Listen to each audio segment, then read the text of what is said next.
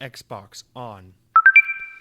Welcome to Xbox On, a podcast with one host about one console, Xbox. I'm said host Jesse DeRosa, and on today's episode, we'll talk about the latest Xbox news for the week of February 5th, 2026, including: is your confidence in Xbox as a platform shaking?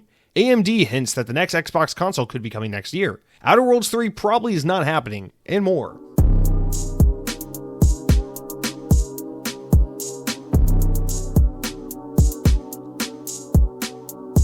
On This Week in Xbox History, in the year 2013, 13 years ago, Dead Space 3 was released for the Xbox 360. I gotta get back to Dead Space. I played the first one for the first time 3 Halloweens ago. I love that game. I think Dead Space might be my favorite of these, over-the-shoulder, third-person action shooter horror games, kind of like Resident Evil, Dead Space, like that kind of thing. Not that I'm, the most versed in this genre. I like horror games a lot, but I'm not going to act like I'm a buff because I've probably only played a dozen horror games, but I really like Dead Space 1 a lot. And I never played the remake, but I know I want to. And I never played 2 and 3, but I know I need to. So I'll get to this game one day, I promise. I know they get progressively more actiony, and by the time you get to Dead Space 3, some people are less hot on the series than they are with the earlier entries, but I'm sure I'll really, really enjoy it at the very least. I got to get to it. I got to get back to Resident Evil. I want to play the new Resident Evil that's about to come out. Always too many games. Isn't that always the conversation? But anyway, happy 13th anniversary to you, Dead Space 3. Guys, welcome to the Xbox On podcast. Let's really quickly discuss the notable game releases of the week, which is, in this case, Dragon Quest VII Reimagined. I know this one's kind of hype for people. I couldn't really care less about it, to be honest with you. It is out as of the time you're listening to this podcast this Thursday, February 5th. It's getting reviews. They're fine. It's Dragon Quest. It's got a very new art style. I don't care about this. To me, Dragon Quest is just the most textbook Japanese role-playing game. It's so gameplay focused and less narrative focused than some of the other JRPG series out there, that to the point where it's wow, it's everything I kind of don't care about with this genre just really emphasized. So I know Dragon Quest is a super important franchise, and I know fans of the genre love these games, and I'm happy for them. I hope this is an excellent remake of Dragon Age 7, but I just have no enthusiasm for this at all. But good for those of you who are excited. I hope you love it. It's out on Xbox Series, consoles, and PC now as of the time you're listening to this show. All right, guys, I want to do something a little different. Actually, no, let's do this. For the first time in a while, we have a correction/update. So let's do that first, and then we'll deviate from there. So correction/updates. Last week, there's this news story about Grand Theft Auto 6 possibly launching digital only for the first 1 to 2 months, and then having a physical release later. But Take-Two has come out and said, no, that's bullshit. That's not true. So let me read from VGC here. Take-Two Interactive CEO Strauss Zelnick has denied that Grand Theft Auto 6 will launch as a digital-only release initially. Last month, the previously reliable Grace Zadri PPE.pl claimed that there would be no physical version of the game release day for the much-anticipated Rockstar sequel in an effort to prevent leaks, saying, quote, "We're getting conflicting reports. Some say that the physical version will arrive 3 to 4 weeks after the digital version, while others say it won't happen until early 2027, the claim reported. But speaking to Variety this week, Strauss Zelnick, the CEO of Take-Two, said they actually denied that this was the case, and asked if Take-Two planned to delay the physical release to accommodate the digital version, prevent delays. He just straight up said, that's not the plan. So, I mean, listen, that's pretty straightforward. If that was the plan, Strauss Zelnick would have just said, I got nothing to say about it at this point in time.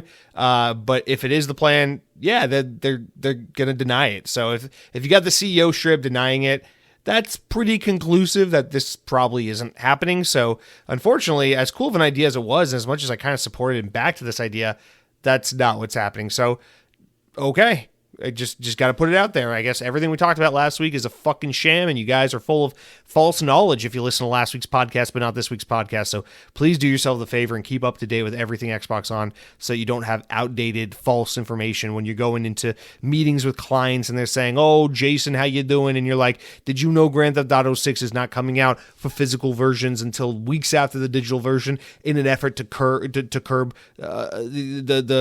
critics, the leakage of the information information, the spoilers, and your clients are going to look at you and say, you're so stupid, that's old information. It's also false information. You're so dumb. And then they're going to go watch Marvel's Avengers Doomsday, and you're not going to get to watch it because when the guy that rips your ticket stub sees you, he's going to go, I ain't letting you into Theater 6 because you don't know shit about GTA 6. And so why don't you watch your 6? Because I'm going to have my boys take you out back and teach you a lesson if you go around spewing false information on the internet again. And that's just, listen, I can't be held accountable at that point in time because I've made every effort possible to make you aware that the plans have changed, the news has changed, you got bad intel. It's time to update your facts. Okay.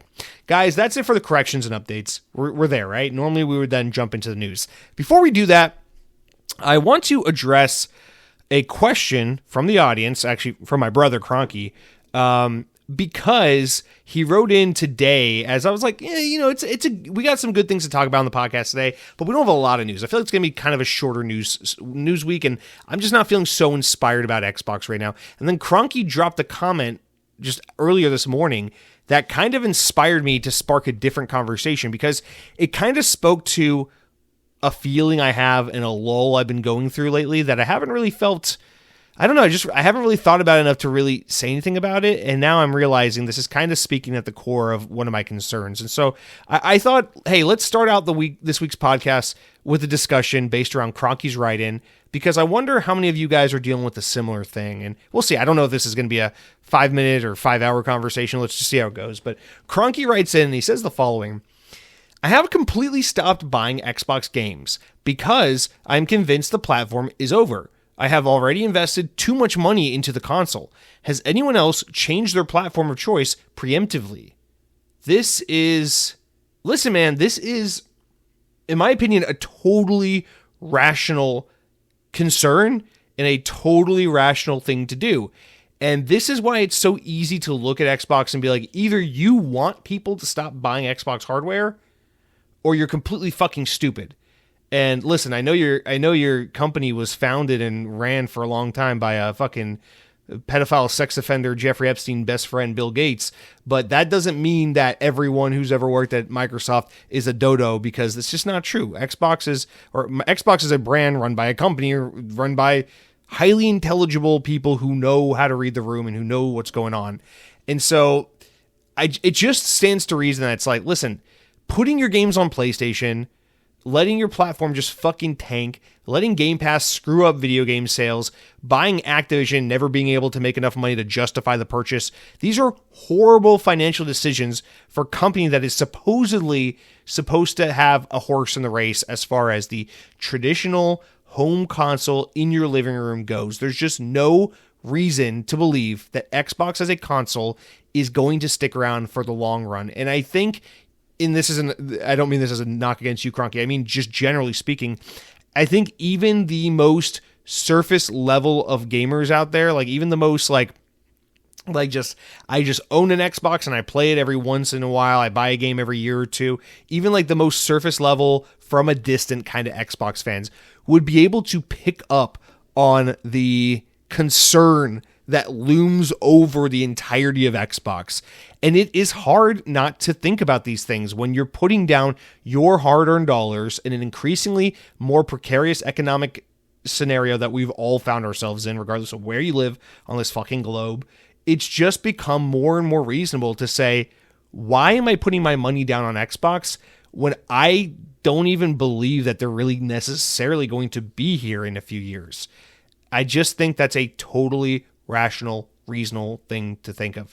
And the reality, Cronky, is this kind of spoke to something that I'm struggling with a little bit. The past year's been weird for me because I really thought I kind of more or less outgrew Nintendo. I always assumed I would buy the next Nintendo console. I'll get it eventually because I'm not going to deny my love of 3D Mario or the occasional Metroid or Splatoon game, all just because, I don't think the Switch is the greatest hardware or whatever. But the Switch 2 was kind of like a real hard refresh for me that forced me to give Nintendo a really good look after years of stepping away. And really, this past year has been a major rekindling of my appreciation and my love for all things Nintendo. I realize it's not that I grew out of Nintendo, it's that I just went through a rough patch because there was a time during the early Switch 1 generation where what Nintendo was doing wasn't really speaking to me all that much, and a lot of it had to do with the fact that they were just porting over Wii U games that I had already played to play catch up for all the many millions of people who jumped on board with Switch but didn't have Wii U. Anyway, the point being, I have almost for a full year now very thoroughly enjoyed my time back in Nintendo's graces. And one thing that I've really enjoyed this past year, playing Switch 2, getting reacclimated with all the things I missed on Switch 1, just playing more in Nintendo's playground, the thing I've realized that I'm really enjoying that I really missed, and this is more something I missed that isn't unique to Nintendo, but it's rather that the antithesis of it is unique to Xbox, which is that playing on Nintendo again, it feels good to buy a video game on that platform, invest in my catalog of games, expand my library, and put another game under my belt. It feels good to invest in that ecosystem and to feel like, yes, this is a confident purchasing decision. Yes, I can keep up with the games that are releasing for this platform that I want to play, because I have not had that feeling on Xbox in a long time. The past year or two, really past year for sure, Xbox has felt like a precarious place to play games. Why would I spend my money here if I don't know what the fuck the future of this console is? And then before that, my issue really for the past 6 or 7 years has been I can't buy games because Game Pass is too good of a value, so I feel obligated to subscribe to Game Pass. But when I play games through Game Pass, it doesn't feel as good as carefully picking and choosing and purchasing games a la carte that I want to play, as opposed to feeling like I am enslaved to this subscription service that tells me what to play and when to play it and how to play it, because this game comes out this date and this game's leaving. If you don't play it now, you're going to miss out, and this game's on sale, so you better play it, and this game has an event, and this thing's only for Game Pass subscribers. And I didn't enjoy that way of interacting with my video games. And what I miss is the earlier Xbox One generation and before, when Xbox was like, hi, we make home video game consoles. Here's a video game. It's called Halo. You can only play it on our console. That will be $60, please. And then you bought the game and you played the game and you enjoyed the game and you added it to your shelf of games, your collection of games, and then you moved on to the next game when the mood or the product struck your fancy. And that was how it was. And I'm missing that. And this juxtaposition of the way I interact with Xbox today versus the way I'm interacting with Nintendo after rekindling that appreciation for Nintendo is really highlighting this massive deficit in appreciation I have for Xbox now, where last year I unsubscribed to Game Pass Ultimate. I said, I'm not engaging with games this way anymore. If I want to play a game, I will buy it and I will play it that way. And I bought Black Ops 7 and I bought Keeper and I bought The Outer Worlds 2. All right. And I enjoyed all three of those games, and I've been enjoying my Xbox more playing it that way, forcing myself to use the Xbox like an old school Xbox where I buy my games and I don't worry about Game Pass. But even so, there's still this lingering feeling in the back of my head. Should I buy this game here? Is this a good idea? What if I love this game? How will I play it in 2 years when Xbox is dead? Will Xbox be dead in 2 years? I don't fucking know.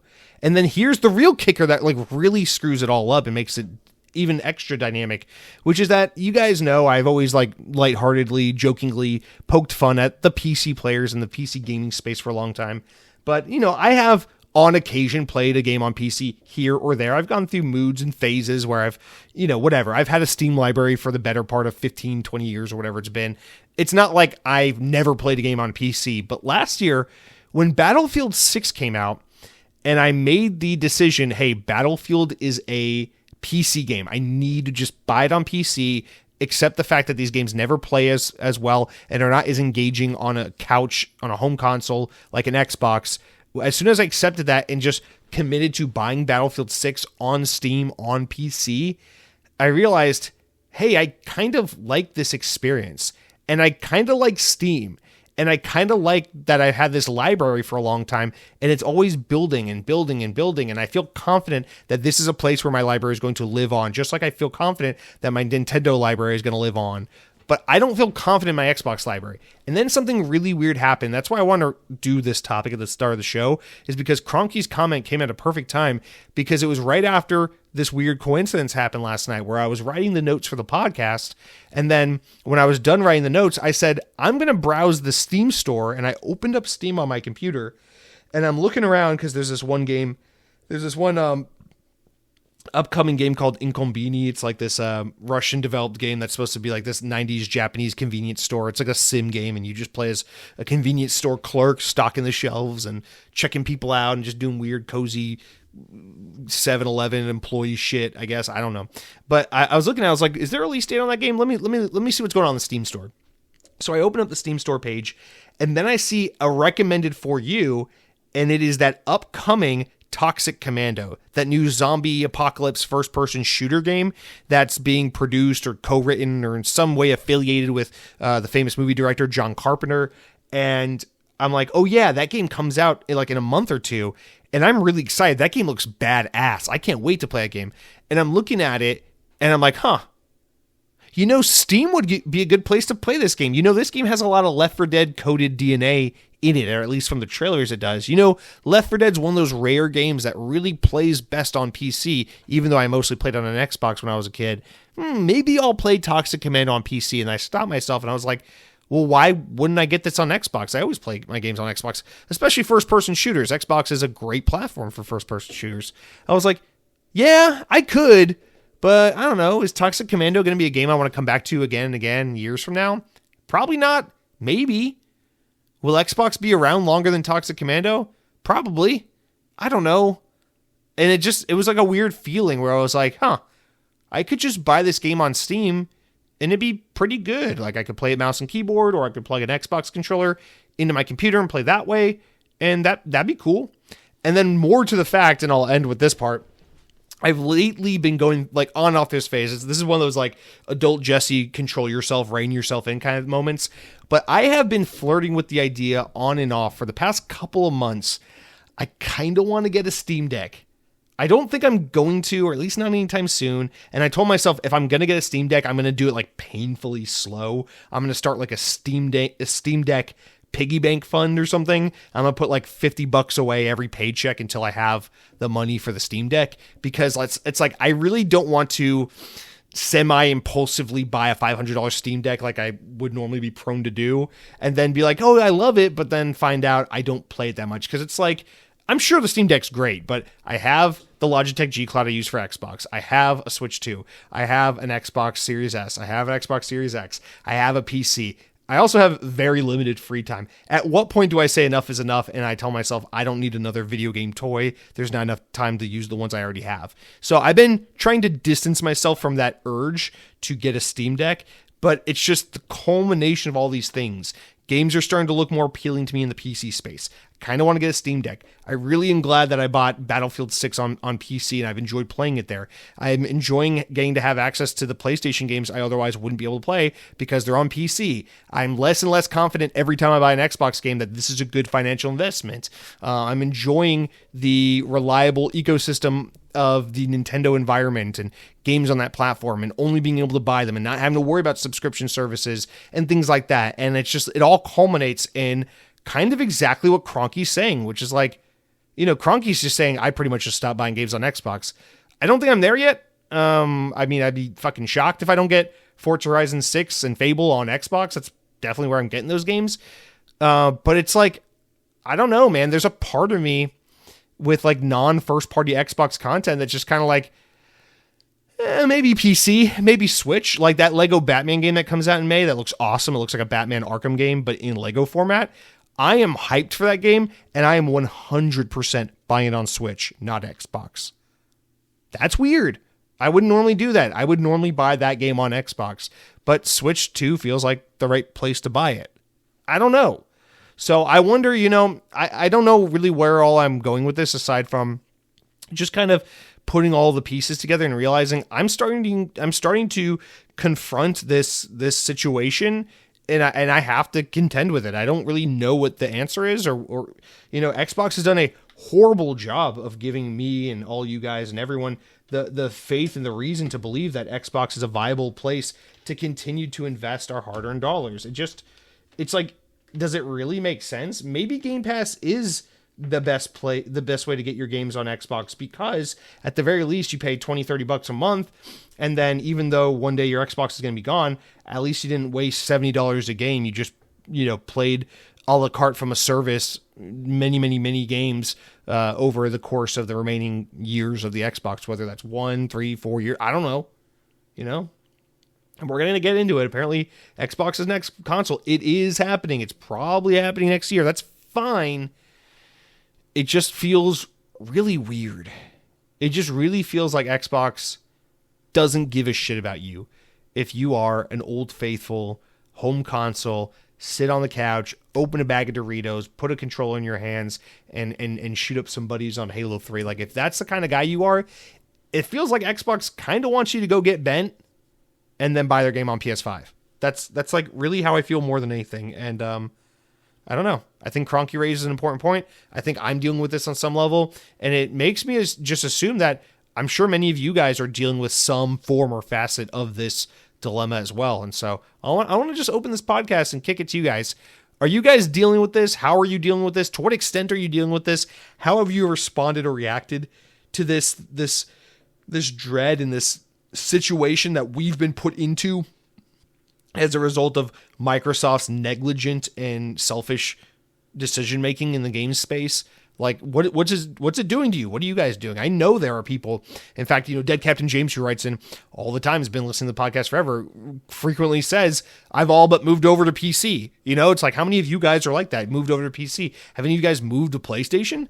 Like, I'm just curious, what damage has Xbox done to you with the bastardization of their once beloved brand? It's not to be negative. It's just, it is a irrationality. It is what's happening, right? So anyway, I just thought that was an interesting thing to kind of chew on at the start of the show. And then with that said, we'll transition over to the regular news, starting with the next Xbox home console. So clearly there is more regular Xbox in the future. What it looks like might not seem so regular. I don't know. Time will tell. All right, guys. So getting into the news, kicking off with this one from VGC.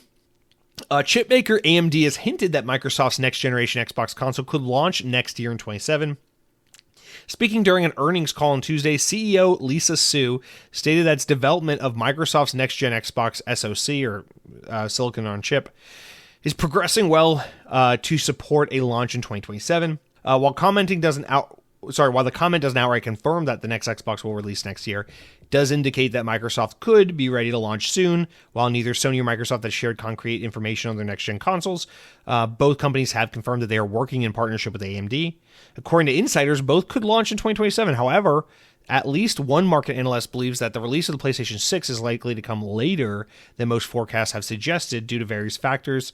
In October, tech YouTuber Moore's Law is Dead posted a video showing that what he claimed to be the main processor of the next Xbox console, saying that he believes Microsoft is positioning the next Xbox console to be a hybrid system capable of not only playing games on the Xbox Store, but also PC games on other stores. So, hey, maybe the next Xbox is here to ameliorate my concerns, or more than likely push me over to PC anyway. Maybe I'm just doing what they want me to do. I don't know. The same month, Xbox President Sarah Bond suggested that the next Xbox console will share some of the thinking behind the recently released Asus ROG Xbox Ally X and S, whatever they're fucking called. I don't know. She said, well, I can tell you that you're right, that the next Xbox console is going to be a very premium, very high-end curated experience. This is what Sarah Bond told Mashable at the time. She said, you're starting to see some of the thinking that we have in this handheld, but I don't want to give it all away. Great. Listen, I still feel confident, like I did last year, like I have for a long time now. I still feel confident there is another generation of the traditional Xbox home console. Now, is that console going to be all traditional? Probably not. Is it going to be this hybrid console PC type deal? Probably. That's where the rumors have been leaning for a long time. And it just does seem like that is, the thing about Xbox, one of the things that is less than super excited about them is that usually the rumors are more or less true. There's not a whole lot of secrecy out there in Xbox land. There's usually not like a, oh shit, nobody saw that coming. It's usually like, yeah, that's kind of just in line with what everyone assumed or was told or what was leaked or whatever. So if this has been the rumor and the strong headed suggestion for a long time, it's probably exactly what's happening, which isn't necessarily a bad thing. It's just to say that there's probably not much surprise outside of this device being, you know, something different, even though we've been teased and hinted at what it is for a long time. I don't know. I welcome this device. I still stand by. I am here for it. Day one, I will consume this bullshit because I'm a stupid person. My Samsung Galaxy Z Fold, I dropped a 20-pound dumbbell on it a couple weeks ago, and I've been having a nightmare hellish situation getting it back from Samsung Care. But while it's been at Samsung Care for the better part of a fucking month, goddamn those people, I had to put my SIM card in my old Surface Duo 2 phone for about a month. And while I loved that phone when it came out, and while I appreciate the device for existing because it is a Frankenstein of a piece of hardware that should have never come out, and I'm so grateful that it did, I must say, I bought that device not because I knew it was going to be the best phone ever. I bought that device because I wanted to support the reality of the Surface team getting to make a phone finally after so many years of fans clamoring and wishing and dreaming for a Surface phone. And even though the reality of the Surface phone was not what we all hoped for or wanted, it wasn't a Windows-based device, and it was buggy, and it was Android and all the rest, the fact that it existed and that we had it for a year or two is fucking awesome. And that's why I overextended myself to buy that stupid fucking phone, even though I only used it for a year and then had to move on because it's such a buggy mess. And the same kind of goes for this next Xbox console, where it's like, I know it's just some glorified Xbox PC hybrid device. It's probably overpriced and probably not what anyone needs, and probably is a jumping off point for Xbox as a hardware manufacturer, but I'm going to buy it because it's weird, it's stupid. I've come this far with Xbox. I'm ride or die with them, and I'm just going to buy this stupid device, whether it makes a lot of sense or not. That's just where I am. So that is my stupid, illogical, but somehow rationalized reason for why I'm buying this next Xbox. But I know the majority of people are not nearly as stupid as I am and would not come to a conclusion like the one I just did.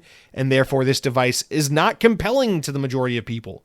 So I don't really see why this device exists other than to get stupid people like me to buy that last Xbox. So Xbox can be like, hey, here you go. It's an Xbox, but it's also a PC. You know where we're going from here, champ. It's time for you to go play on PC. You know, it's kind of like I don't know, it's like your parents sending you off to school with a bottle of milk and saying you can't breastfeed anymore. You got to go drink from the bottle or something. I don't fucking know, you know, because they're not letting you breastfeed anymore because you're 13 years old and it's kind of gross. I don't know. But I don't know.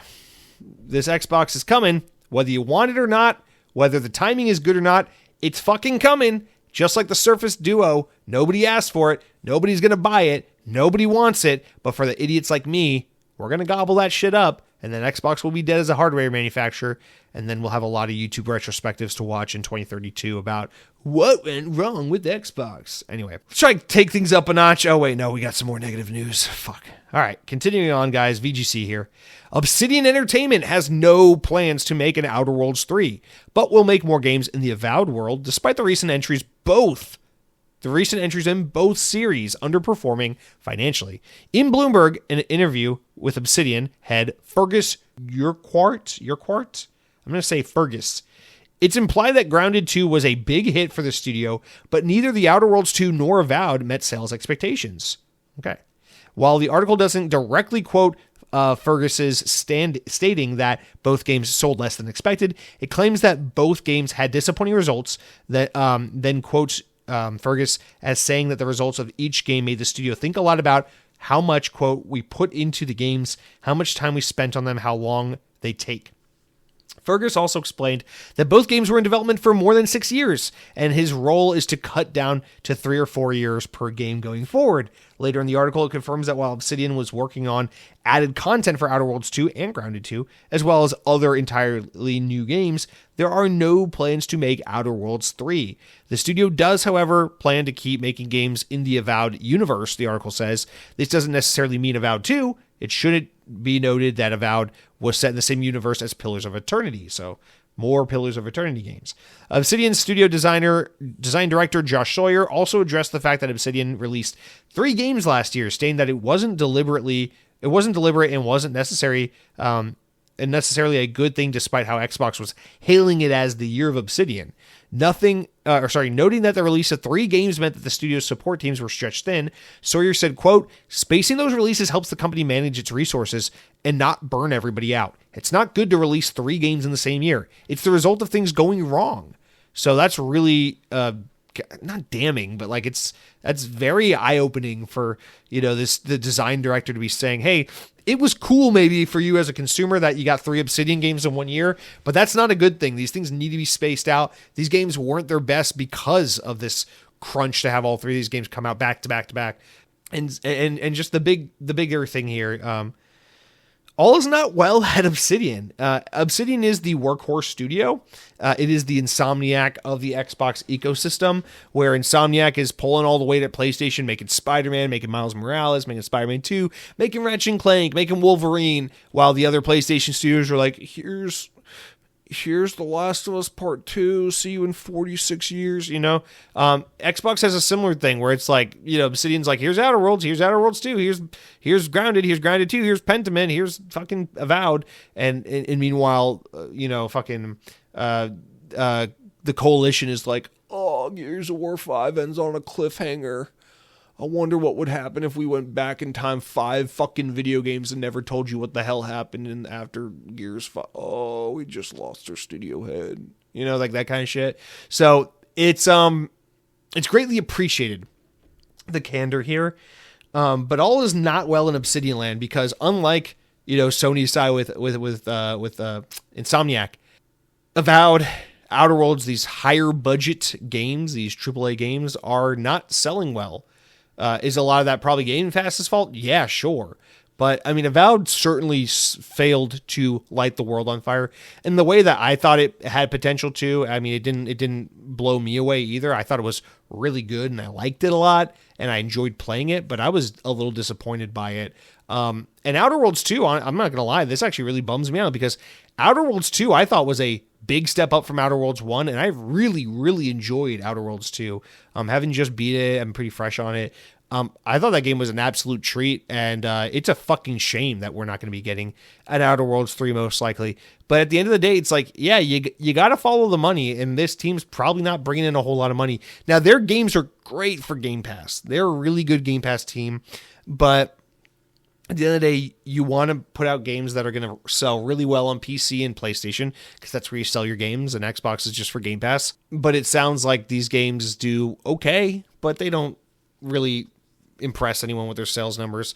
And despite their 6-year development cycles, they're not making enough back to justify what all is going into them. And that's saying a lot, considering Obsidian doesn't make Elder Scrolls tier Western RPGs. They make these more condensed, smaller worlds, compact sizes, broken up, smaller, interconnected worlds, as opposed to like this one giant Skyrim open world type thing. So they already make, like, if Skyrim was a smaller, more bite-sized game. So the fact that even those versions are still taking 6 years and they're not super profitable and they're not happy with the sales money, like the sales reality of these games and stuff, that's concerning. That's damning. And it makes me worry about things like Clockwork Revolution coming up soon from In Exile, because like that game is my most anticipated game coming out of an Xbox first-party studio.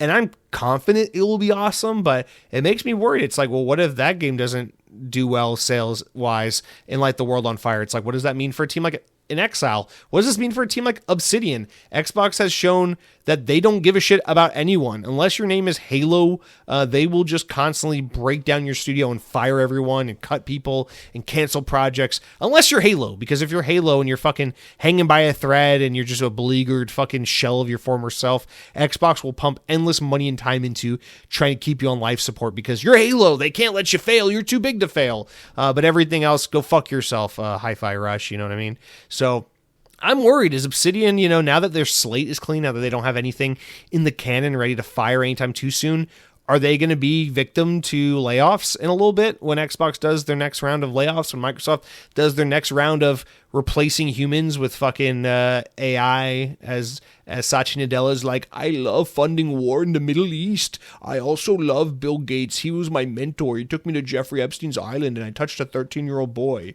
His pee-pee felt really good in my face. So I don't know, man. It's like, what are we going to fucking do at this point in time? It's just... Obsidian's making these awesome fucking games. They have the output of 1,000 gods, and their games aren't selling well, and their teams are stretched thin, and something's going wrong behind the scenes, that things are getting bunched up and released in the way that they're being released, and that's a bad fucking look, man. It's a bad look. And Obsidian, that's like your golden child right now, Microsoft. You don't have to think of them that way. I don't know if they do or don't. But that is one of your best kids right there. And you got to treat them well. But I don't know that I believe modern Xbox is capable of or will treat them the way they deserve to be treated. So anyway, golden rule, more like golden shower, because they're going to pee all over you guys. All right, let's move on to more negative news, because this is a show about Xbox, and Xbox has nothing good to say anymore. I'm sorry. I don't make the news. I just read it. All right. Again, relayed from VGC. The number of developers interested in working on Xbox games is half that of PlayStation 5 and Switch. According to the latest annual State of Game Industry survey, which is managed by Game Developers Conference, GDC, the survey, which questions more than 2,300 games industry professionals around the world, asked its respondents to list which platforms interest them the most in development at the moment. Respondents were allowed to choose as many options as possible, meaning that they didn't have to choose one platform over the other. 80% of respondents said that they were interested in developing a game on PC, by far the most popular choice. Whereas 40% said that they were interested in making PlayStation 5 games. Around the same 39% said that they were interested in making Switch 2 games. Only 20% chose Xbox Series S and X as an option, meaning that developers are half as interested in making games on Xbox as they are as making games on PlayStation and Nintendo. And compared to PC, fucking forget about it. They're 4 times more likely to want to make games on PC than Xbox. That's a bad look. To make this makes it closer in terms of developer popularity to Android, which is 16%, iOS 16%, the original Switch, which is 13%, then the current gen consoles. The results suggest a change in attitude towards Microsoft's console, given that 40% of respondents said their last project was released on Xbox versus 47% on PlayStation. So that means there are more people putting games on Xbox than people who want to put games on Xbox. And that could be a result of saying, well, after our last game on Xbox, we decided we no longer want to develop for that platform, which means we're about to see fewer and fewer games come to Xbox, which we're already starting to see, by the way. We have seen a huge dip in Xbox output in just the past year alone. Or what it means is there are scenarios where publishers or whatever are forcing these developers to make Xbox SKUs despite their disinterest in doing so. And that could be Xbox's saving grace, but you don't want to be in a position where people are begrudgingly bringing their games to your platform. You should want the people to want to bring their games to your platform. That's an important thing to remember. GDC also asked correspondents about their desire to work in the handheld PC market. And this is another interesting point where the gaming professionals say that about 40% of them want to make a game for the Steam Deck, but only about 7% of them are interested in making games that run on the ROG Xbox Ally. In a separate question, same survey, sorry. When asked what the top factors were for their company in choosing which platform to release their games on, the most popular answer from the audience, which reached 78%, was audience reach. So 78% of people said the number one most important reason of why they choose this platform over that platform for game development is audience reach. They want to reach the biggest audience. The second most common answer at 44% of people mentioning was business model success. Is that platform's business model successful? And the last one, just close behind business model success, at 43% was discoverability. So if only 20% of developers want to make games for Xbox, but 40% of them want it PlayStation and Nintendo, and 80% of them want PC. That means they're saying, generally speaking, that Xbox has a smaller audience, which makes it less compelling. Its business model makes less sense and has less success, and the console has less discoverability. Yes, and yes. We can all say in just layman's terms, in just anecdotal terms, as Xbox players, yeah, Xbox sells way worse than PlayStation, Nintendo. So of course it has less audience reach. Xbox's business model is not successful because even when they were the smaller platform in the Xbox One generation, at least people who had an Xbox One bought games on the Xbox. But now everyone subscribes to Game Pass and says, fuck it to the rest of the Xbox storefront. So there's no reason to want to put games on Xbox because not only do they have a small audience, but that audience doesn't want to fucking buy games. So the business model success is not there. And lastly, the discoverability. People are leaning on Game Pass to find games to play, and people are leaning on Xbox to show them interesting games worth taking time. And if your games aren't on Game Pass and they aren't on Xbox, your discoverability goes down because it becomes a self-fulfilling prophecy of like, people don't want to put their games on Xbox, people don't expect these certain games to come to Xbox, and then games aren't on Xbox and the discoverability becomes worse because people only look at Game Pass and they don't look at the game store, and et cetera, and it just becomes a bigger and bigger problem. And it's so weird because all of these problems have been a problem for Xbox for a long time, but they have become exacerbated by Xbox's acceleration into destroying the console market and by focusing on Game Pass, which is killing everything. So there you go. That's from a developer's point of view, a good little peek behind the curtains as to why people don't want to work or make games for Xbox, and in just how bad it is, where developers would rather work on any other platform than Xbox. I mean, listen, when you're getting 16% of people are saying, oh, I want to make games for Android and iOS, it's like, that's real close to the number of people who are saying they want to make games for fucking Xbox. It's a pretty bad look, man. It's just a bad time for Xbox, man. And they're certainly doing nothing about fixing it. But there is some positive news. Let's move on to the next story where, listen, this is good news for all you guys that are addicted to anime porn. Blizzard has announced a major content update for Overwatch 2, which will see the hero shooter dropping the 2 from their name and add an unprecedented 10 new heroes to the game and kickstart a new story-driven era. So basically, Overwatch 2 is finally becoming the game that everyone thought it was going to be 5 years ago. Also, I thought they dropped the 2 from the name forever ago. Why am I willing that into existence? A Nintendo Switch 2 version of the game has also been confirmed, with a release later this year alongside its second 2026 season. From February 10th, Overwatch will kick off a year-long narrative arc, The Reign of Talon, which will unfold across 6 seasons. Blizzard says that this is the first fully connected annual storyline in Overwatch history, with the world-building events, hero launches, and art direction centered around the fictional Talon group's rise. According to Blizzard, the Talon narrative will evolve over real time through in-game events, cinematics, blah, blah, blah, blah, blah, short stories, who cares? New voice lines and characters' interactions will be in there, and a fully integrated narrative viewer. So they're going to add a lot of story content, but there's not going to be a campaign like they originally promised 5 years ago, but never put in there. Notably, Season 1 will add 5 new heroes to Overwatch, an unprecedented addition for the series. A total of 10 will be added across the year 2026. So lots of new content. Overwatch is getting a massive injection in the arm, which should be good, knowing that Marathon's coming, and Marvel Rivals is so big, and what's the one that everyone's obsessed with right now? Arc Raiders and these other games. Some of them are extraction shooters. Some of them, some of them like High Guard are a little bit more like Overwatch. So there's just a lot more competition in the market, and it's good to see them doing something to try and remain competitive and remain in the conversation. This seems like the kick in the ass that Overwatch has desperately needed for a long time.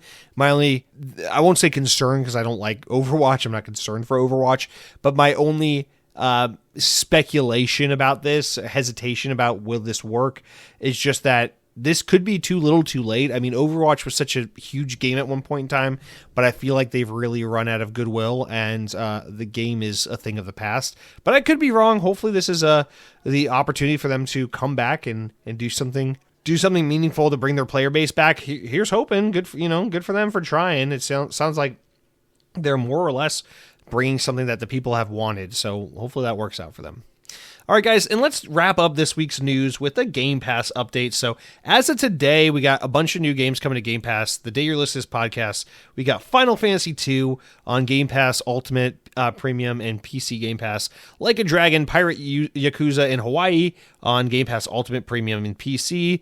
Madden NFL 26 on Game Pass Ultimate and PC. Paw Patrol Rescue Wheels Championship on Game Pass Ultimate Premium and PC. Coming soon, the following games will be on Game Pass beginning February 10th, with Retooled coming to cloud, console, and PC on Game Pass Ultimate and PC. Blaze Blue Entropy Effect X on February 12th is coming to Game Pass Ultimate and PC. Roadside Research is a game preview title coming to console and PC on February 12th. That is a Ultimate and PC Game Pass title. And then Star Sand Island is coming on February 12th to PC and console. High on Life 2, February 13th. I didn't realize this game was so close to being released. That's a day one Game Pass game. Game Pass Ultimate, PC Game Pass. I know that's one people are excited about. The first High on Life was a pretty big hit for Game Pass, and this one will probably be as well, so that's a good one. Kingdom Come Deliverance is coming February 13th to Game Pass Ultimate, Premium, and PC. And last two here, we got Avatar Frontiers of Pandora. It's a pretty good get as well. Coming February 7th to PC console through Ultimate and PC Game Pass. And lastly, Avowed is coming to Game Pass Premium beginning February 17th, because once these Xbox first-party games are a full year old, that's when they go into the premium category away from just Ultimate. So there you go. And then leaving February 15th, the following game will be leaving Game Pass. So usually there's a list of games. This is awesome. It's just one. And it's Madden NFL 24 leaving cloud, console, and PC. And that's because Madden NFL 25 is entering the service, or rather 26 is entering the service. So that's a pretty good switch up.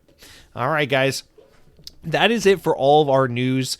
Now let's take a quick water break. I'm going to do some stretching, drink some water. We'll come back and we'll talk about the games we've been playing and the listener comments and all that. So be right back. All right, guys, let's get on to what I've been playing this past week. But before I can tell you about what I've been playing, I first got to tell you about what it is I've been eating, because I found my new favorite restaurant. In fact, I'm going to look at pictures while I talk to you guys, because I fucking love this restaurant right now. And it is called, it's this Chinese noodle place in Orlando I recently started eating at, called Licious. It is it's a Chinese noodle restaurant. They specialize in soup, noodle bowls, bao, things like that. This is my new fucking favorite restaurant. I really like Chinese noodles a lot, like Chinese ramen, Chinese style ramen a lot. My girlfriend's always like, I don't want it. I'm always like, oh please, can we get it? Because there's something about it. I don't know. I like it. I like the thinner, weaker broth. Usually it's spicier, beefier, but also kind of like a milder broth. And you get like the thin hand-pulled noodles and things like that. I'm into it for some reason. It just does it for me. You get some bok choy in there or something. It sounds good. And we've tried a couple different places, and usually it's like, I think it's pretty decent. My girlfriend's like, meh. But this place we tried, and we both agreed this place is phenomenal. So we got like their spicy beef noodle bowl. I love the super thin noodles. It's got really thin noodles, nice shards of beef, spicy beef broth, the bok choy, all the rest, right? Okay, so it's good. But then the thing that makes this place special is all the sides and other items you can get. The soup dumplings, I fucking love soup dumplings. They're like the little dumplings, when you bite into them, you get like the beef or pork, like meaty center, but then you also get like a gush of like soup broth inside the dumplings. Those are fucking phenomenal. I love those kinds of dumplings anywhere, but at this restaurant, they're really good. Then on top of that, they have the scallion pancake. Scallion pancake is a Chinese treat. I've only had a couple times, but I really love them. And it's like, they're like literally just like these crispy pancake type things. And they're oily and they're dense and they're yummy and delicious. And sometimes you put like seafood in them or corn in them. I know there's like Japanese styles of them. There's like Korean styles of them. It's a popular kind of thing you'll see in different cultures throughout Asia. But the classic like Chinese scallion pancake is just the scallions in the pancake, and it's crispy and it's doughy and dense and it's savory, and it is so fucking good. And I tried the one here and it was so amazing. You can dip it in some soy sauce. You can dip it in your soup broth. It's fucking phenomenal. I love these things. Then I tried some crispy pork bow. So it's like just a regular pork bow, but the bottom is all crisped up, so it's got a nice crunch to it. And damn, like those things are meaty and delicious, and I fucking love them. So we've been there twice now, and everything I've tried so far has been above average. It's very, very, very good. And so right now, this is like the place I'm heralding as like my go-to spot right now. It's called Licious Noodle and Bowl. Licious Noodle and Bow. It's in Orlando. It's very far from home, nowhere close by, but it's in like the little Chinatown part of Orlando, where we find ourselves going way too fucking often because there's nothing around where we live, and then you go out here and there's so much good food. There's so much good Chinese food and Vietnamese food and Asian grocery stores. We can get a lot of good stuff. So we end up going out that way quite a bit. And right now, I just like every time we go out that way, I want to eat here because I'm fucking craving it. So shout out to the Chinese noodle bowls. They're so good, man. So fucking good. I want to try some more of them. There's a lamb one I really want to try, but man, the spicy beef, such a classic. So fucking good. Anyway, that's it for what I've been eating, and I hope to be eating again soon. Also, shout out to Stasios, because we talked about Stasios. And I went to Stasios again because we took a pottery class this past weekend, and it just so happened to be close to Stasios. So we went back and got that Italian weird pastry thing again that we talked about last week. So good food weekend. Very, very good. Very, very good break from the rice and chicken and broccoli and stuff. And so anyway, that's it for what I've been eating. But guys, let's move on to what it is I've been playing. Not a lot of Xbox, admittedly. I've been playing Battlefield 6 on the PC a lot, which I have nothing to say about. I'm just playing more Battlefield 6. I enjoy that game immensely, and I will continue to play it. I'm trying to grind out the Season 1 Battle Pass because in a lapse of judgment at one point early on, I bought the Season 1 Battle Pass, and I've only completed like maybe 15% of it. So I'm trying to like knock out a little bit more of the Battle Pass to just kind of justify somewhat the fact that I bought it. But other than that, I'm just enjoying the hell out of some Battlefield 6 multiplayer because that game is really fucking good, even though I gotta say, one gripe I'm starting to have with Battlefield 6 is I feel like this game ran really well on my PC during the beta and during the first couple weeks it was out. But ever since the Red Sec Battle Royale mode has been introduced to the game, I feel like this game now runs worse on my PC. Is that a thing? Like, I need to look this up. Are other people dealing with this? Like, I feel like the game, its performance has decreased in recent weeks. And that's not a good thing, obviously. So a little bit of a frustration I'm having with Battlefield 6, but otherwise still loving that game. The other thing I've been playing, and the thing I've been playing more so, is Kirby and the Forgotten Lands on the Switch 2. I'm making my way through that. I'm at the very end of it. I think I'm actually at like the last boss. But then once I beat the game, there's all the Switch 2 content, which I plan on jumping into. So I'll probably knock all that out this weekend. It's not too much because it's a fucking Kirby game. It's a little 3D platformer. But I gotta say, Kirby and the Forgotten Land is easily my second favorite Kirby game of all time. It's really good, and that's not, I don't want to disparage Kirby. I'm not the biggest Kirby fan, and he's cute, whatever. But like Kirby games, I feel like there's a lot of the Game Boy Kirby games and the DS Kirby games. They don't really do it for me. I'm not traditionally someone who plays a whole lot of Kirby. But every once in a while, there'll be a Kirby game here or there that kind of, Canvas Curse, Epic Yarn, Forgotten Land, Air Riders, something like that, like a spin-off or a different kind of Kirby that kind of does it for me. And this is one of them.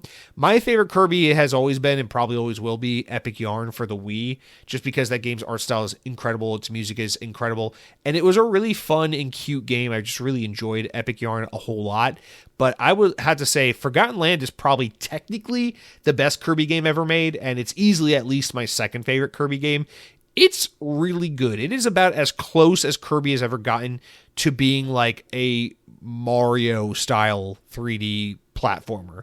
It's really impressive. It's maybe a little more like Super Mario 3D World and a little less like a Mario Galaxy or Mario Odyssey, but it is still the most high-quality, high-budget, creatively thoughtful, mechanically complex Kirby game we've ever gotten.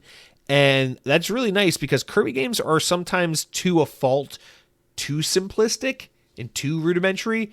And I feel like this game is just deep enough and has just enough exploration and production and everything into it where it doesn't feel like some stupid brain dead like Mario for Babies game. It feels like a pretty competent character platformer video game. And it's a really good one. There's some incredibly interesting levels, really good level design, really fun things. I love the haunted, like the little fun house, haunted house level is really cute. I mean, the whole like carnival part of the game is super good. Some of the missions towards the end when you're like the fiery part of the game, some really good levels with like little racing mechanics and like boss rush modes and things like that.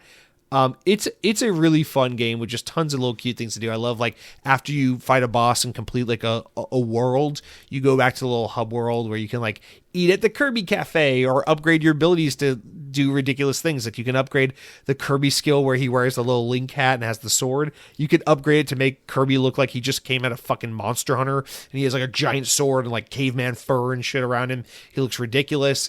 And it's just a wacky, ridiculous game. Lots of fun collectibles. Each level is pretty easy, but also like just engaging enough to where it's like, you know, it's like all the collectibles are doable. You're not always going to get everything your first playthrough, but you could easily go back and 100% this game. It wouldn't take, you know, a rocket scientist or like a savant to be able to do so. It's just a very approachable, very easy to play, very comforting 3D platformer, and I highly, highly recommend this game to anyone who likes 3D platformers. If you're a Mario fan, if you like Astro Bot on PlayStation, whatever, Kirby and the Forgotten Land is probably the best Kirby game ever made, but my personal second favorite Kirby game I've ever played, and I really like it. So that's it for what I've been playing, you guys. Now let's round out the show with 8 questions from you, the audience. You go over to youtube.com, click on the latest episode of the podcast and drop a comment. You can say something nice. You can say something mean. You can do whatever the fuck you want. It's a free goddamn country, or at least it used to be. I don't fucking know. Freedom of speech is kind of definitely going away, that's for sure. But that's okay. It seems like it's not really doing much for us anyway. Anyway, I got 8 write-ins here. I'm just reading them in the order in which I copied and pasted them. So sorry that there's probably a more succinct way to organize and do these, but I am a lazy piece of shit. So without further ado, Mr. Maug is going to kick us off and says, before I wasn't really interested in Fable, but after watching the Direct, I am now. I'm finally able to get married and own a house. That's a very good joke. I really do hope Xbox delays their PC console hybrid. It gives them time to actually make Windows more suitable for gaming, maybe even with Windows 12 at launch. I think that's a great reason for them to delay the Xbox console. Is also just because, not that I have an Xbox Ally X, but I hear a lot of people's criticism is that this Xbox on Windows thing is just not where it needs to be to properly have it be this hybrid console PC type device. And so they really need to nail that before going to the space, because you kind of only get one shot at it. And really Xbox is cheating because they kind of get 2 shots at it with the Xbox Ally and then again with this next generation console. So I agree with you, man. I really hope it gets delayed as well, but it doesn't look like that's the case. We'll see. But I'm glad you're looking forward to Fable, and I'm sorry that in a virtual sense is the only way you're going to get married or own a house. I really hope someone agrees to marry you. Fuck it, Mr. Maug, if we're both still single by the time we're 40, I'll marry you. I don't know what you look like, but your profile picture is clippy, so it can't be that bad, right? All right, Sam Frito writes in and says, also, did you write dinosaur? Wait, also, is there another comment I forgot? Is there a Sam Frito comment I forgot? Because you know I won't stand for this. Hang on. There it is. Oh, yeah, Mr. Maug updated and said, well, it turns out AMD leaked the next Xbox coming in 2027. Sorry, guys, I missed these comments here. So Sam Frito wrote in, and then I just read his follow-up comment. So let me read his first comment first. He says, Jesse, any Stasios is a good thing. Shame the place is always close to capacity every time I visit. As a PlayStation player... Whoa, let's go back. Dude, Stasios is so good, and it is so crazy busy every time you walk in there, but it is a good busy. It's a good busy. And the thing is, every time you walk in there and you go up to the ordering counter, there's always a bunch of people who are standing around like, oh, how does it work? What do I do? And then there's always like, the guys are so nice. It's so like New York like deli style, because it is like what do you want? You're like, give me bacon, egg and cheese, Taylor ham and egg and cheese. Give me the fucking ketchup on the roll, and they're like, here's a ticket, see you later, jabroni. But it's also got that Florida twist where everyone's really nice and the customer service is there. So I love Stasio's. You walk in and there's a bunch of fucking people standing around with their dicks in their hands, just like, oh, what do I do? And then if you're a savant like you are, I know you are, Sam Frito, you walk up to that counter and you say, let me get a bacon, egg and cheese on a roll. And they say name, and you say Jesse, and they write it on a scratch pad and hand you a piece of paper. Then you go over to the coffee bar, you order your cappuccino, you grab your pastry, you pay, and then a dude 2 minutes later comes out with a fucking packaged up little parcel paper fucking wrapped breakfast sandwich for you and says, here you go, Jesse, and then you grab it and you take it and you go. And you're in and out, while the people who were there 10 minutes before you are still standing there with their dicks in their hands, staring at the display case of potato salad going, duh. And that's how you fucking Stasio's, my guy. But yeah, it's a busy place. I'm always happy to see it busy because clearly people know it's good shit, and clearly they're making good money and doing good business. So I'm just happy. Stasio's, man, every time we go to Stasio's, I say the same thing. You know, if my work ever moves us out of Florida, if whatever happens, and we're not here for long, I will miss Stasio's so much no matter where I go. I listen, I know there are probably people listening in New York who are like scoffing, or people in New Haven scoffing. I don't give a shit. Fuck you guys. I can't imagine an Italian deli anywhere else in this country that I will love as much as I love Stasio's, because Stasio's has made that big of an impact on my life. I love it so much. All right, let's continue on.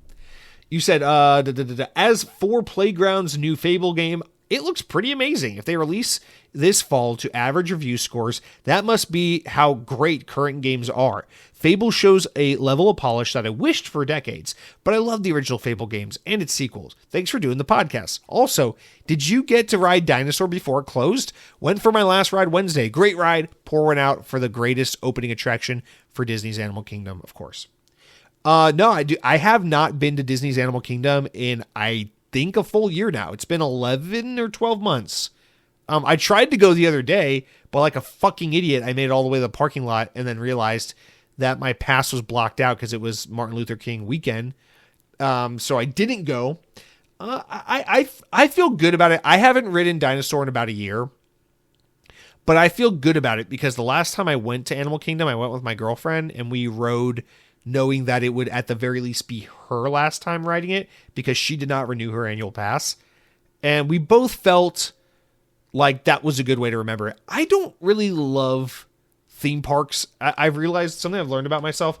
I don't really enjoy theme parks that much unless I'm with my girlfriend, like exclusively. Like I've had family come and visit. I've gone to theme parks with friends. I've gone to theme parks with different kinds of scenarios, like old coworkers. There was a time an old coworker from back in Georgia was in town and we went to Disney together. I've had varying degrees of success. I've had fun days at the parks with friends. I've had fun days at the parks with family. But 9 times out of 10, my warmest, happiest memories at Disney World are made when it's just me and my girlfriend. And so I have a very special place in my heart for Dinosaur. And I have a very special place in my heart for Animal Kingdom because twofold. Animal Kingdom is so fucking 90s in a way that it just feels like, you know, it's so 90s, early 2000s. It just feels like the Disney that I grew up with. It feels like that late Michael Eisner Disney that defined my childhood. So Animal Kingdom is a very special park. It's kind of like how when you're in Epcot sometimes, maybe not so much anymore now that it looks like a fucking Google campus, but Epcot used to feel so 80s. Animal Kingdom has that to me where it felt so late 90s, early 2000s. And that was a reason why I really loved Dinosaur and Animal Kingdom and all those things, because it just felt like my generation's Disney. On top of that, I also just think Dinosaur is probably the best it's probably Disney's best 7 out of 10 attraction. It has so many obvious flaws. It's not technically great. It's an amazing idea with like 7 out of 10 execution. But there is so much to love about that ride. Like, obviously, there's the famous pre-show. Everyone loves Dr. Seeker. There's the nods to the fucking McDonald's sponsorship in the queue. There's the fucking "we're not going to make it," the endlessly quotable ride audio. Definitely not our dino. Hey, at least this one's a vegetarian. Love that shit, man. Maybe I'll tattoo that on my asshole. I don't fucking know. But yeah, Dinosaur is a ride that means a lot to me. Animal Kingdom, Dinoland USA, all that shit. It's important to me. And I feel like I really got what I needed out of it the last time I went with my girlfriend, and riding with her and saying our goodbyes together felt very appropriate. So even though I could have ridden it a lot more between then and now when it closed, I feel like I had a good goodbye and I didn't want to override it with a less good goodbye, if that makes sense. So no, I didn't. I didn't ride Dinosaur before it closed. Something that kills Disney for me a lot is like when you go to the parks and it's just like the fucking childless millennial Disney adults Instagramming and vlogging and YouTubing and trying to be the first and be the best and get the attention and get the clout and all that. And it's like, I don't want to remember Dinosaur as I waited 3 hours on the last day of operations in line with all the YouTubers and Instagrammers to try and be the last one on the ride. I don't want to remember Dinosaur that way. I want to remember Dinosaur as I spent a day at Animal Kingdom with someone I love, and we had a great time at the park, and we rode Dinosaur. It's a ride that means a great deal to us, and we had a great experience, and that was that, you know? So I've been a Disney nerd long enough to realize it's like there's a lot of value in not trying to be the first, not trying to be the last, not trying to be a part of the thing, and just have a healthy appreciation and relationship with these parks on your own terms. And I'm trying to get better and better at that. I think this past year I've made a lot of progress on that. So no, I did not say a proper goodbye to Dinosaur in its closing moments, but I feel good about it. I've probably ridden Dinosaur 100+ times, and I adore that ride. I love it with all my heart, and I will miss it a great deal. And I'm very excited for the Indiana Jones attraction that's replacing it. And I could not fucking care any less about the stupid Encanto, whatever the fuck we're getting. Because honestly, Animal Kingdom is about to go from like my favorite park to my least favorite park. So between Encanto and that Zootopia thing, modern Disney is certainly having their way with that park right now. That's for sure. This was an Xbox, but it's been a long time since we've had a Disney tangent. Thank you, Sam Frito. I need to get to Disney. I haven't been in a long time. There's a lot of things I've been meaning to do there. So thanks for reminding me. I don't know. It's a good time to go soon. I got to do it before the weather starts getting bad. You know what I mean? It's nice out. All right. Anyway, I'm glad you're looking forward to Fable. I'm glad you understand the value in Stasios, and I'm glad you got to say your goodbyes to Dr. Seeker and the gang. Maybe in another life, right? I don't know. Fuck it. Objects in Space writes in and says, hey, dude, I'm actually pretty happy with the idea of them holding off for another few years for the PS6 new generation of literally anything being an Xbox. I can barely explain why, but it would just feel way too premature. Like we aren't there yet. Plus, I think the entire business model has completely changed. It's gone from, holy shit, there's a new console with all these new launch games. Look how much better the graphics are. I have to get one. To releasing games on the old console for a few years because that's where we are. That's where the install base is, with a few exceptions. So even if there is a new game or a new generation, I would feel like I wouldn't feel like I need to go rush to get one. Fable looks awesome, by the way. This year is on par with 2018 in terms of how stacked the release schedule is. What was 2018? What the fuck was 2018? Forza Horizon 4? What the fuck was 2018? Driving me nuts, man. Anyway, Objects in Space, thank you for writing in. Yeah, man, I mean, obviously some of these comments are a little dated now with this new AMD news, but I think we're all in agreement that more time would be better, because you're completely right. I think your nails on it, where the business model has changed. It did used to be like, hey, time to upgrade to the new console. Here's why. Here's the new graphics. Here are the new games, only possible on this technology. And now it really is. It's like the iPhone thing, man. It's like, I hate to always compare things to the phone market, but it's just such an apt comparison in so many instances. And this is one of them. You guys remember, there's a lot of adults, there's a lot of millennials and such that listen to this podcast. You guys remember in 2007 when the iPhone came out, it was like every year or two, the iPhone evolved enough. It truly evolved. And it was like, wow, I gotta get the iPhone 4. I gotta get the iPhone 6. Because these phones were night and day different. The form factor, the features. This one has Siri. This one has Touch ID. This one has that. This one's faster. This one's bigger. All these crazy innovations, designs, and features that came. And then eventually the platform matured. And now it's like, half the time someone's got their phone. I'm like, oh, is that an iPhone 12? And they're like, no, it's an iPhone 16. I'm like, I can't fucking tell because it's the same goddamn device, but some years they make it titanium, some years they make it aluminum, some years they put a fucking thing here, sometimes they put the camera like a triangle, sometimes they put it like a sideways alien penis. I don't know. It's the same fucking phone with minor tweaks because it's a mature platform. And I think video game consoles have gotten there. It's no longer the jump from Super NES to N64. It's no longer the jump from Xbox to Xbox 360. It's no longer the jump from the Sega Genesis to the Sega Dreamcast, never mind the Sega Saturn in between. It's just no longer that big of a jump anymore.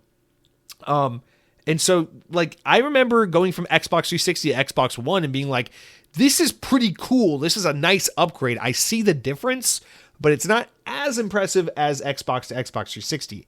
And then I remember the jump from Xbox One to Xbox Series X where I was like, this is the same fucking console, but faster. This is like really underwhelming. And that's just where we are. And I think a lot of people are feeling that. And you're totally right about it. It's like if they made a new Xbox today, great. It's going to run the same fucking games as the last Xbox. And maybe even the Xbox before that, because the Xbox One is still getting a healthy amount of support. So, like, yeah, you're totally right, man. So I think giving more time for people to get the full effect of the Series X, get their time and their money's worth, feel like they had enough games exclusive to that generation to really justify a need to move forward. I feel like it's a really beneficial thing. But Xbox isn't looking to make the next Xbox. They're looking to build something that pivots what we know Xbox to be. And I think that's part of why they are so okay with going so early. Plus, I think they're going early because I think if they delay anymore, they run the risk of Microsoft just being like, you know what, just fucking cancel it. Xbox is dead. We're done here. So I feel like it's kind of a little bit of A, a little bit of B there, but I agree with you completely. Objects in Space, great observations. All right, Headhunting Halo writes in with his massive dong and says, hey, Jesse, it's been a while. Don't forget that I am really a corn star. So I'm ready for the Resident Evil 9 replay, Village Pumped Up. Sorry I've been absent for a while. Much love, just so busy. Fable is on my list. I can't wait to visit Bowerstone again. My only complaint is that why release it during GTA 6 times? I truly believe that hurts sales. Adios, chicken chasers. Yeah, I mean, I think so too, sure. But the game's got to come out. Listen, I think Fable is either going to be like an August, September, probably a September game. And if not September, it's going to get delayed till early 2027. So I think it will be away from GTA enough. I don't think Fable is going to be like a late October or November game. So my expectation is they're not going to fuck it over by putting it up against GTA 6. Excuse me. But don't forget, Xbox is stupid, so it's possible they do it. I just don't think, if I'm trying to be logical and rational, I don't think they're going to do it. But if we're trying to be Xbox, yeah, maybe they do it. I don't know. We'll see. Thanks, Headhunting Halo. Good to hear from you, bud. I miss you. Billy Burgess writes in and says, hello, my friend. What is going on with Xbox? Do you think they're becoming another Sega? Will you buy another Xbox? What do you about the Steam machine? Plays both Xbox and PS5 games. Are you tempted? What do you mean? Like, what do you think about it? Sorry, man. I'm not trying to be rude. I'm eating loads in the UK. We eat Belgian buns. They're very yummy, but give you a fat belly. Okay. Before we can get into your comment, I got to see, what the fuck is a Belgian bun? What the fuck is a Belgian bun? A Belgian bun, it looks kind of like a cinnamon roll. Meets a croissant. It is a sweet roll. Place of origin, United Kingdom. Made ingredients, icing. Sultans? What the fuck? A Belgian bun is a sweet bun containing sultanas. Sultanas? A white, oval, seedless grape variety. Usually topped with icing. And half a glace cherry. Some recipes also include lemon curd. How the fuck is this a grape? I'm not looking at a grape. This looks like a fucking pastry. What the hell are you on about? What? A sweet bun containing... Oh, okay. Okay. So, where is this grape? Is it mushed up in the batter? Is it in the center of the bun? Where is this fucking? You guys are concerning me, bro. And then there's one with raisins. I see these ones with raisins. These look fine, man. These look like cinnamon rolls. I'm not here to hate. I'll be honest. Listen, I like to give the Brits a lot of crap just for fun, just for comedic effect. But when it comes to the pastries, I love the Brits. I love the Europeans in general when it comes to the pastries. Let's not lie. You guys all know a thing or two about pastries, but I love the Brits when it comes to pastries because you guys are responsible for the scone, and the scone makes me want to fucking murder myself. It's so delicious. I love scones. So if you tell me Belgian buns are good, I'm sure they're good. Here's the thing is, how much like a cinnamon roll are they? Because I'm not a cinnamon roll guy. My girlfriend loves cinnamon rolls. I don't care for them. These look like cinnamon rolls, but I'm not seeing cinnamon in them. So if they're just like sweet donutty buns with glazing and grapes on them or cherries or something like that sounds good. I could fuck with one of those. Is it going to be my favorite? Probably not, but it looks good. So anyway, thanks for opening up my culinary horizons. If I ever have the chance to try a Belgian bun, I'd love to do so. But yeah, what do I think about Xbox? Are they becoming another Sega? Yes and no. I think Xbox is trying to get out of the hardware business like Sega, but I don't think that they want to just publish games alone. I think they want Game Pass to be a thing. I think they want to make peripherals and hardware accessories. I think if somehow this hybrid console thing works out, I think they're all in on this OEM idea. I think Xbox likes the idea of like you can buy the Asus Xbox, you can buy the Lenovo Xbox, you can buy the Dell Xbox, you get the handheld one, you can get the console one, you get the one made by Microsoft, you can get the one made by fucking Gateway or whoever makes PCs now. I think they like that idea. And if they have it their way, they'll do something like that. They don't want to go full Sega and just be a publisher. And I think Game Pass is going to be a huge thing. And I think the last big thing is, obviously, they want to do cloud streaming, and it's not really working. But I think the last thing is they want a big presence in the PC space. They want to be like Steam, like the Epic Game Store. Is it working for them? Not fucking really, but I think they want to be something like that, and that's something they're desperately trying to do. But will I buy another Xbox? Yeah, we already talked about it. Yes, I fucking will. And what do I think of the Steam Machine? I think the Steam Machine is fucking sick, and I'm very tempted to buy one. The fact that it's a Linux-based machine, though, and it can't play games like Call of Duty and Battlefield and stuff because of the anti-cheat not being compatible with Linux, I think is an Achilles heel, and it's a huge fucking oversight and a huge problem. But for the most part, I think the Steam Machine looks really fucking cool, and I kind of really want one, and I really don't need one, and I'm going to try not to buy one, but I really want one if I'm being honest with you. So thank you for writing in. Very good write-in. And thanks for turning me on to Belgian buns. Maybe I'll see if I can find one somewhere. We got some British stores around here. Some little, there's a lot of defectors. There's a lot of your people here. So I wouldn't be surprised to find out that they're purchasable somewhere around here.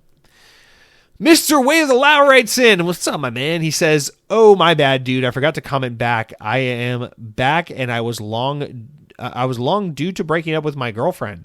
I am back now, and I'm ready to party. We as the community should get together and play some games. I'll be back next week. Thanks for all the greatness." Mr. Way of the Low, I hope the breakup is going well. I hope you're working through it well. I know these things suck, so appreciate you being here. Appreciate you listening. And I hope that the podcast offers you some comfort during a time that I'm sure is probably, emotionally full of ups and downs. So thinking of you, bud. Hoping everything's good. And yeah, man, hit me up if you ever want to play a game. I would actually like to get back to doing some occasional Twitch streams because I actually really liked Twitch streaming with you guys. I didn't love it as like a hard, fast rule where I had to do it every Monday or Thursday or whatever. It became a chore and I was not enjoying it. I think that became very obvious for the people that watched. But I do like the occasional here or there kind of stream. I thought it was fun. And if we can get a dozen people together or so, I'd love to do that stuff with you guys. We can play Forts together. We can play Halo together. What do I play these days? We could play Battlefield. That'd be sick. I'd love to do it. Let me know if any of you guys are interested in that. Maybe we can get something set up again. That would be a good time in my opinion.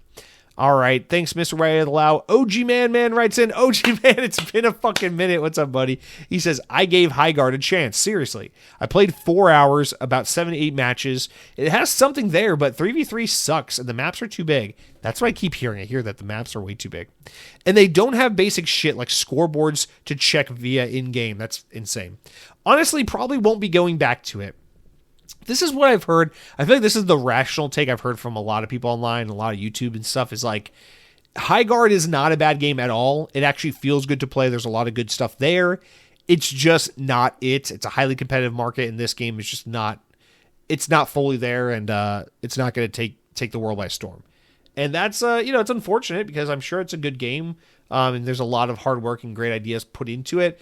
But I don't think this game is going to be around in a year. It just seems like it's not what the people need it to be. Although it does seem like slowly but surely there are people who are kind of finding their way to it. It's got decent Steam numbers, horrible reviews, but decent Steam numbers. So we'll see. Maybe there's a little comeback to this game. It'll be interesting to see if they can build something out of this, or if everything will fall apart and it will become a dead mess. Really, the next couple months will be telling, because that's really all you have before it's over. All right, thank you for writing in. And our final write-in comes from Mr. Cargo Runner UK, who says the following. Regarding Fable, you asked, how much more do you want to see? You said, I saw a 2-minute trailer and I'm good. But I think back to Avowed. It delivered on everything shown in its action trailer, but Avowed did not speak to you. You stopped playing it for weeks, and your final score was a B, B-. Not as good as you expected from the action trailer, but why? The only thing you complained about was the story, one of the characters, and lack of consequences, which also is the story. That's why I think it's really important to see some Fable story, and some, because I think last week I was talking about how I don't need to see any more. You said, it's really important to see some Fable story and some cool characters that we are going to meet. For an RPG, those things are critical. There is no point in lots of side content if the story and characters are so bad that you don't feel engaged enough and don't want to spend time in the world. But yeah, we are both going to play Fable whatever, but I want to have sensible expectations. By the end of Avowed, you sounded pretty disappointed when you talked about it, even though you were calling it a pretty fun or great game. Yeah, so this is a great question, Cargo Runner. It's a very thoughtful question. It's a very good question. I wish I had a more thoughtful response for you, but the reality is, I don't know how many people are like this, but the way I consume games is really different. It's mostly based on vibes. It's like, I see a trailer for a game like Avowed and I go, that speaks to me. I like the way this game looks. It looks fun enough. The combat looks fun. The world looks cool. It's like Skyrim, but in more of a bite-sized Outer Worlds style game. I'm into that. I don't need to see any more. I will play this. And to me, it's like, I don't need to be convinced that a game is going to be exceptional in order for me to pull the trigger on it. I like the gamut of games. I look forward to my next favorite 6 out of 10 or 7 out of 10 style game. So when I look at a game like Avowed, I don't need to know all the details of the story. You can tell me a little synopsis. You can tell me, like, in a world run by blah, blah, blah, blah, blah, you are this and you do this, whatever. But I am down for Avowed because what I saw gave me the vibes and communicated to me that this is a game that is up my alley and I want to play. And that's all I need to know. And then from there, the game can surprise me by being as good as I thought it would be, worse than I thought it'd be, better than I thought it'd be, whatever it ends up being. So for a game like Fable, I see a little bit of it, like what we saw the developer direct, and I'm like, hey, I'm good. Because I trust that if the characters are putting together this painstaking, handcrafted world that's all about player choice and your reputation and the way you're perceived based on the choices you make and the actions you take, I'm assuming that they care about the story and that they're going to try to build a compelling story based around these mechanics. And I am down for the game based on what we've seen, the vibes, the look, the feel, the way the combat looks. If it's my style, it's not a Souls-like, it's not a JRPG, it's a third-person Western RPG style game. I am down for it. And then if Fable ends up being something that meets my expectations as skewed as they are based on my limited understanding of the game, or exceeds it, or fails to meet it, I will probably still have a great time because I know my tastes in games enough, generally 9 times out of 10, maybe like 99% of the time actually, to look at a game like Avowed or look at a game like Fable and go, I know I will at least enjoy this game. That's a me game. I'm sold. I'm good. I don't need to see the rest. I just want the whole experience to be a pleasant, unique surprise and experience. I don't want to have any of it spoiled for me. And I know myself well enough to know 9 times out of 10, I'm not walking into something that's going to be surprisingly as a 2 out of 10 absolute bomb of a game for me. Like, so I look at Fable and I just assume the story is central to this game and that they're going to put the effort in. I don't need to see what their take on the Fable story is, because Fable, it's like, I trust them. I get it, like I know what they're going for. Even if the story ends up being like, yeah, I'm still good. If it ends up being like just okay, I can still have a good time with the game through the exploration and some of the character interactions and some of the combat and things like that. So like Avowed, my big thing was I thought the characters in the world and the story were kind of like meh. It was fine. It was enough to keep me like moderately engaged with the whole thing. But the thing that kept me hooked in Avowed was the combat was way more fun than I expected it to be. So Avowed ended up not being this world and story and lore that I got sucked into, but it ended up being a very fun, quick 15-hour open world RPG with really decent combat. And so that's why Avowed was a game that was good, but didn't knock my socks off, because I was hoping for a rich, deep, compelling world, and I got a pretty fun combat experience. Not what I wanted exactly, not what I expected exactly. I'll take it, but that's what it was. So I don't know if that really answers your question, but that's just kind of like my thing is, it's like I'm happy to take a chance. I'm happy to take a risk. I bought Kirby Air Riders a few months ago on Switch 2, not knowing if I would like it or not, or care about it or a lot or not. I played a dozen hours of it or so. I'll probably come back to it at some point. I'm not clamoring to come back to it, but I don't feel like it was a waste of $70. I feel like I looked at it, I said, this looks like a wacky game. I'm sure I could have some fun with it. And I was pleasantly surprised how much I liked the single player. And I was a little surprised how much I didn't care for the online experience, playing against other people on the internet. And yeah, it is what it is. I'm not going to put 100 hours into it, but I enjoyed it. I was satisfied with it. So I think it's just, I'm a taste, I'm like a connoisseur of sampling of video games. I like to try a little bit of everything, and I like to find the good in games and not just be like, this game was a 10 out of 10. I love it. Or this game was a fucking 1 out of 10. Fuck it. I hate it. So I can play a game that the story fell flat, but the gameplay was good, or the gameplay is flawed, but the story is incredible, or the world building is incredible, whatever. And I can enjoy a 6 out of 10 or 7 out of 10, and I can enjoy a game despite its weaknesses. So I don't think, I guess let me just like sum it up and get out of here with this.